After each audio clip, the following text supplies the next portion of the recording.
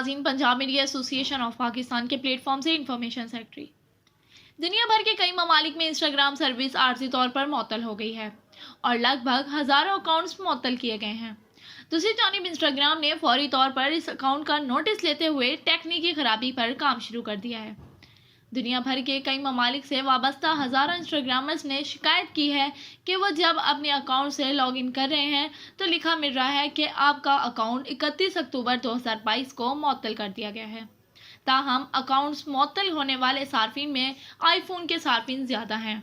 दीगर सार्फिन ने कहा है कि इनका इंस्टाग्राम अकाउंट क्रैशन हो गया है या फिर करप्ट देखा गया है। इंस्टाग्राम ने इस मौका पर माजरत करते हुए कहा है कि इनके माहिरीन इस खराबी की वजह जानने की कोशिश कर रहे हैं। इंस्टाग्राम इंतज़ामिया ने कहा है कि जिन अफराद को अकाउंट्स मुअत्तल करने की हुकामात मिले हैं वो 30 रोज़ के अंदर अंदर इससे इनकार कर दें तो अकाउंट बहाल हो जाएगा। मज़ीद खबरें और अपडेट से जुड़े रहने के लिए देखते रहिए पंजाब मीडिया ऑफिशियल।